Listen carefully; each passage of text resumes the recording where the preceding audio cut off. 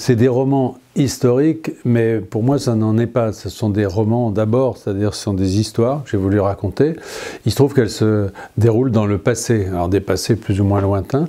Mais le plus important pour moi, c'est qu'à chaque fois, il y avait dans chacune de ces histoires un lien personnel. C'est-à-dire que j'ai vécu au Brésil et il y a Rouge Brésil, qui est un livre sur la découverte, entre guillemets, du Brésil par les Français. L'Abyssin, un livre sur l'Éthiopie, pays où j'avais vécu.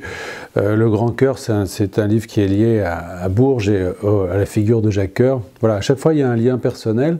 Et au fond, peu importe que ça se déroule il y a plus ou moins longtemps, mais finalement, l'ensemble constitue quand même une fresque de 4 siècles d'aventures et d'aventures heureuses, ce qui est le titre du livre. En fait, moi, je suis né dans une ville du centre de la France, à Bourges, après la guerre, une ville qui était un peu fermée sur elle-même, c'est plus le cas aujourd'hui, mais et j'ai beaucoup finalement rêvé et lu, et je me suis beaucoup situé dans l'histoire, parce que finalement, dans la ville où je vivais, l'histoire était plus vivante que le présent, d'une certaine façon, à cette époque-là. Et j'ai acquis une sorte de familiarité avec l'histoire. Et c'est vrai que pour moi, il y a une sorte de facilité à situer des intrigues dans le passé, parce que d'abord ça véhicule une forme de poésie, et puis aussi une distance. En écrivant dans le passé, je situe quand même, grâce à la littérature, c'est la magie de la littérature, ça reste quand même dans le présent. C'est-à-dire que un roman réussi de ce point de vue, c'est un roman qui se situe aujourd'hui, même si son cadre est dans le passé.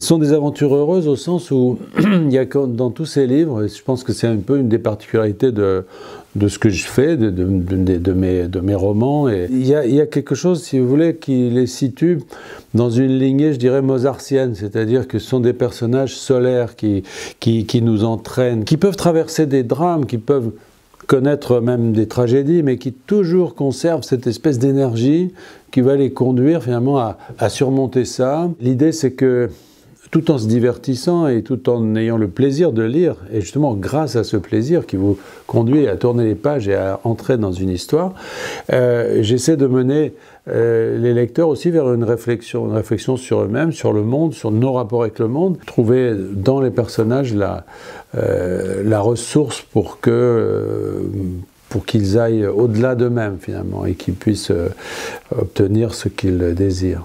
Et tout ça, après, ça se traduit évidemment forcément dans une position politique, dans une position d'action, mais que chacun choisit, c'est-à-dire que chacun garde la liberté de choisir. Parmi ces 4 livres, il y a des livres qui m'ont, j'allais dire, coûté plus cher que d'autres. Ils ont tous été écrits, et c'est un peu la particularité dans une ambiance de drame personnel ou de difficulté personnelle. C'est un peu le paradoxe, c'est-à-dire que ils sont d'autant plus solaires, d'autant plus gais, d'autant plus pleins de vie, si vous voulez, qu'ils ont été écrits souvent dans des situations de drame, de deuil, voilà. Bon. Ce qui fait qu'il y a une sorte de dissociation, je dirais, entre ceux que je préfère et puis ceux que j'ai eu le plus de facilité à écrire. Moi, je suis médecin. Je l'ai été dès le départ, j'allais dire, c'est-à-dire que je suis né un peu dans un environnement médical, j'ai choisi ce métier, je l'ai appris, je l'ai pratiqué, je m'en suis éloigné, mais finalement, en effet, la manière de regarder le monde, elle a été définie par cet enseignement et par cette discipline. Je ne dirais pas que ça se voit directement dans chacun des livres, mais je pense qu'il y a une attention portée à l'humain, si vous voulez, à son ambiguïté, à l'ambiguïté de l'être, à sa complexité aussi. Au fond, quand on écrit des livres, surtout des gros livres comme ça, plein de vie, plein de force, il faut qu'il soit irrigué, je dirais, par un désir. C'est-à-dire qu'il faut vraiment en avoir très très envie. Il faut avoir envie de se situer dans une époque, de raconter une histoire. Il faut avoir envie de ça.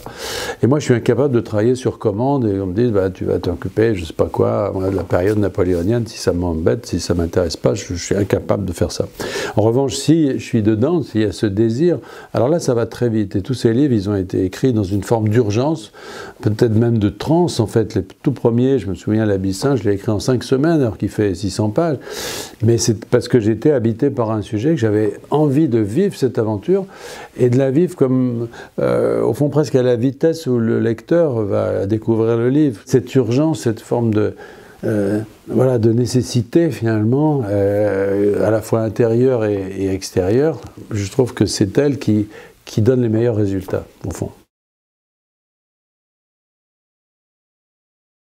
Pour écrire des livres, des romans, je préfère conserver cette vieille méthode du stylo. Je pense qu'il y a quelque chose d'immédiat en se servant de la main, si je puis dire.